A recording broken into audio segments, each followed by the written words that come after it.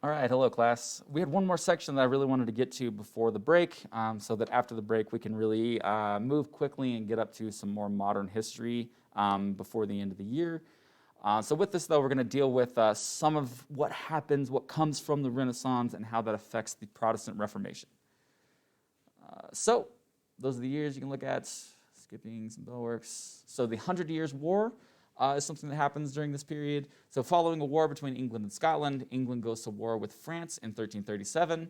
The 100 Years' War refers to a series of campaigns that are broken by long periods of peace in between. So over all these years, there are significant periods of peace, followed by intense fighting, all during this time from 1337 to 1453. You're welcome to watch that video. Just click on the link in the PDF notes. You can watch it, and if I'm able to, I'll add it on to a discussion board or something that you can specifically get points for watching it and describing what you saw. But we'll see how that works since we're coming up on the end of the quarter. Some of the causes. So England had long held lands under French control, and therefore England served as vassal states to French kings. Both sides struggled for power and control during this time. Some depictions from the 100 Years' War, fighting between France and England. So also at this time, around this time, you have the Holy Roman Empire, which is primarily in the area around what will become Germany, the German people, splits from the Pope. So one of the ways that this is important is that, as we saw from these Renaissance writers, their ideas are having immediate effects on the socio-political landscape. So what does society look like? What's happening with politics? Their ideas are having immediate effects on what's occurring in those realms.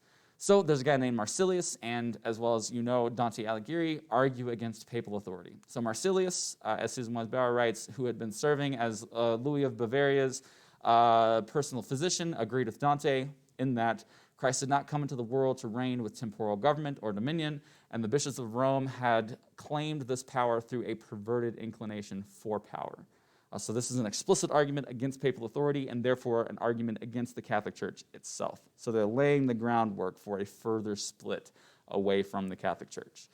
And so one of the immediate repercussions of this is that in 1338, the Holy Roman Empire separates from the Pope. So that political power is now split between the Holy Roman Empire and the Pope. So, as Susan Wise Bauer writes, in a series of 3 meetings held over the spring and summer of 1338, the electors of Germany agreed almost unanimously to put down in writing as an imperial policy the conclusions of Dante Alighieri and Marsilius of Padua. Not sure I'm pronouncing that right. I don't know. That the Holy Roman Empire the Holy Roman Emperor, I've messed that up every single time I said that, sorry. The Holy Roman Emperor derived his authority not from the Pope, more clearly than ever, an ally of the French throne. So again, there's all these political issues going on here, so the Pope is favoring France, but from the electors, the representatives of the empire and its people, and now formally the Electoral League. So again, you're seeing a split from the Pope, a split from the Roman Catholic Church, and an idea of electors being involved in how the emperor of the Holy Roman Empire is selected and maintains power. So major political and social changes coming from these ideas. So just quickly take a look around at this map of Europe in 1400 Common Era. You can start to see these are looking similar to a modern map of Europe, but things are going to change significantly, and obviously they're going to change a whole lot in the next 600 years till now. Okay, so we'll also look at some forerunners of Reformation more specifically. One of them is John Wycliffe. I think I'm pronouncing that right. That's how I learned. I might be wrong. Whatever. It might be Wycliffe. I'm going to call him Wycliffe just because, yeah. Anyways. Okay, so he was an English philosopher, theologian, and priest. He translated the Latin Vulgate into English. If you look back at what we covered before, there was a contemporary of St. Augustine named Jerome who translated the Greek and Hebrew text into the Latin Vulgate, which remained the text within the Western Church up until this time. Wycliffe translates the Vulgate into English. And so he is known for this. Susan Wise Bauer writes, he had a knack for plain and forceful expression, uncommon in an Oxford don. He's also at Oxford, which is still a school, a major university in England. A very cool place with a lot of obviously very old, deep roots. It predates Wycliffe by many years as well. His preaching throughout London had gained him a considerable following. He condemned the wealth and privilege of the English clergy and argued that salvation came directly from God to the sinner. So he's calling into question all of the hierarchy and structure of the Catholic Church. and that's what's going to get him into trouble, although in a different way from those to come after him. So he actually dies before he gets into that trouble, but in 1415 he is condemned as a heretic, and his body is exhumed, which means he is in a Christian cemetery, and they go and they dig up his body, take it out, and burn it as a heretic. And we'll see why that date is important as well. So one of his followers, Jan Hus, is a Czech theologian and philosopher and rector of the University of Prague. He is a Lollard, which simply means he is a follower or student of Wycliffe. Someone asked about where that name comes from, and I forgot to look it up. But feel free to Google it. It'll be an easy explanation. So he is first excommunicated, and then after that, he is invited to a council by some of the Catholic Church leaders for a heresy trial, and he is promised a fair hearing of his teachings. So what he's hoping for is to come before this council and be able to say, hey, this is why I believe what I believe, this is the text, this is what it's saying, I think that this is theologically accurate. But he arrives in Constance for this council, and he is immediately imprisoned for months. And then finally, his eventual trial is a farce. He's not actually given an opportunity to really defend himself. And after that, he is burned at the stake. So he is killed, and at that same time, Wycliffe is also exhumed and has his remains burned. We also see at this time Martin Luther. So obviously Martin Luther, hopefully you've learned a little bit about him. We're going to learn a little bit more about him as we go on, and particularly if you're here next year for 8th grade, we'll talk more specifically about him because the Protestant Reformation is absolutely crucial for understanding why Europeans migrate toward North America and establish what will become the United States. But Martin Luther is a German Augustinian monk. He's super Catholic, hardcore Catholic. He's a monk, following the theology as much as possible, but he starts to read the Bible and have questions about that theology, and he starts to write about those questions, which gets him excommunicated with the Edict of Worms. Worms is a place, it's not Worms, it's German. In 1521, some of his key teachings are Simul Justus et Peccator, simultaneously righteous and sinner, and sola fide. There's going to be a whole list of solas that become really important for Protestant reformers, which simply means justification through faith alone. Which we'll talk more about some of this stuff more specifically later as we move forward. These are some depictions of Luther. That top left one, he is nailing the 95 Theses, which is his specific things that he starts to question about Catholic hierarchy and theology. He posts on the wall at Wittenberg? Anyways, he posts on this door of the church and causes a huge ruckus and eventually sparks the Protestant Reformation itself.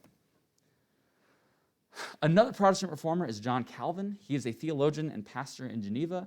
His key teachings include the absolute sovereignty of God, predestination, and generally his theology will be referred to as Reformed theology, which has a major effect on a whole ton of Protestant groups today, including Presbyterians, Baptists. You can see some current day names that you might recognize, such as John Piper. All those guys are huge into John Calvin. He is a major shaper of a lot of Protestant theology in different denominations across the board. So this is Geneva in Switzerland, just to let you know where we are in the world. And this is a picture of Calvin. Check out that sweet beard. This book called The Institutes is still a major theological text. Anybody that studies theology, unless you just really don't care about Protestants whatsoever, which is possible, any Protestant theologian is gonna have to read Calvin in order to understand what's going on with Protestantism. Okay, another one is Ulrich Zwingli. He's a theologian in Switzerland as well. His key teachings will include Eucharist, or the Lord's Supper, the specific the consuming of the bread and wine, the body and blood of Jesus in a church service. He's going to argue that that isn't actually, it's only meant to be symbolically the bread and body, or the body and blood, which is a very specific thing that, again, we'll dig into this a little bit more thoroughly next year in 8th grade because these ideas are just so influential. But he also is going to give a specific defense for infant baptism as opposed to the Anabaptists who are going to argue for adult baptism, saying that for you to get baptized, you need to understand what you're doing in order to take the step of faith. You have to be of age and understanding what you're doing. So they're making that argument. Zwingli stands against them. So even though all these groups are Protestants, he's going to persecute Anabaptists. And so we see the Anabaptists in Menno Simons, one of their main leaders. The Anabaptist simply means rebaptizers. So these people grew up in a church tradition where they were baptized as infants, but now they're looking at the text and saying, hey, no, we should be baptizing adults. So they are baptized as adults. They've already been baptized as kids, so they are being rebaptized from the perspective of their enemies. That's where they get their name. They wouldn't call themselves that because they see their adult baptism as the only one valid baptism. Anyways, one of the specific tough things with this is that people who are persecuting them, one of the main ways that they will go about doing that is once they are tried as heretical, as they are teaching false things from the perspective of other Protestants specifically, people like Zwingli will say, okay, you've been baptized twice, so the solution is to baptize you a third time, which meant usually tying stones or something to their feet and throwing them into a body of water. So they would be drowned to death for teaching adult baptism. So one of the fascinating things is if you look at modern current Baptists, that denomination is influenced by Zwingli and the Anabaptists and a number of other traditions that's kind of hard to completely lay out in a way that makes sense. But they're influenced by a number of different groups, and we might mention that a little bit more going into next year again. So Menno Simons, he's a leader of a group that will become the Mennonites. That's where the name Mennonites comes from. They are specifically known for pacifism and abstinence from government service. This group includes or produces the Amish people. So that is that group that completely refuses modern technology. And we'll see an image of that real quick that'll help explain it. So that's Menno Simons over on the left. On the top right is a depiction of Amish people. So again, you can see they're not using modern technology. Fascinatingly, though, the Mennonites include a large group of people, a diverse group of people. I went to seminary in Waco, Texas. There's a group, a Mennonite group there. They are kind of in between. They're pretty modern Mennonites, and there are Amish that are obviously completely not modern. But this group is actually somewhat in between. They have their own land kind of outside of town. They share everything in common. But one of the things they do is they have woodworking courses that you can do, and they will show you how to build chairs and tables and things without any use of power tools. So it's just pretty fascinating. My wife took the course. Pretty cool thing. Anyways. Okay. Another key point that happens at this time is King Henry VIII of England. He will seek an annulment of his first marriage to Catherine of Aragon, which will be resisted by Pope Clement VII. And so in response to this, Henry VIII will appoint himself supreme head of the Church of England, which begins the English Reformation and splits off England from the Catholic Church. This is going to cause a lot of problems, as we'll see. But unlike someone like Luther or Huss or Wycliffe, this one is not a theological concern. For Luther and Wycliffe and all of them, it's a very theological thing, and they're not trying to leave the Catholic Church, ultimately. They all see themselves as, hey, I want to be in line with this tradition, and they won't leave until they are kicked out. They have to be excommunicated. Henry VIII, however, he just wants a male heir to become king after him, which is going to cause a whole bunch of issues. And that is the reason why he splits and creates the Church of England, otherwise known as the Anglican Church today. The American form of that would be Episcopalian. But his second wife, Anne Boleyn, very famously, he has her executed, chops off her head, pretty rough. He will marry 4 other women before his death, so 6 total. And they'll produce 1 male child who is sickly, and that's going to cause a whole bunch of problems that we'll deal with a little bit later as well. So you can see Henry VIII, he is. Okay, one other thing, the fall of Constantinople happens in 1453. We see the rise of the Ottoman Empire in the century before this. So in 1354, Turkish tribal leader Osman I led raids into Byzantine territories and consolidated power. Descendants of Osman translate through European languages, and particularly French, into Ottoman. So the name Ottoman comes from Osman. That's all it means. Descendants of Osman. Okay, so under Mehmed the Conqueror, the Ottomans siege Constantinople on April 4th, 1453. And he bombards Constantinople using cannons. This is one of the first major uses of cannons in history. So they're firing these massive stones and absolutely terrorizes the population of Constantinople, and eventually they will surrender on May 28th, and eventually after that, Constantinople will become Istanbul. Okay, another thing that happens at this time, sorry, I just want to get through a few things to finish up this section before we get to the break. So in 1443, Portuguese sailors come into contact with African inhabitants and purchase slaves. The captives brought back to Portugal were sold as slaves in Lisbon and went for a startling good price.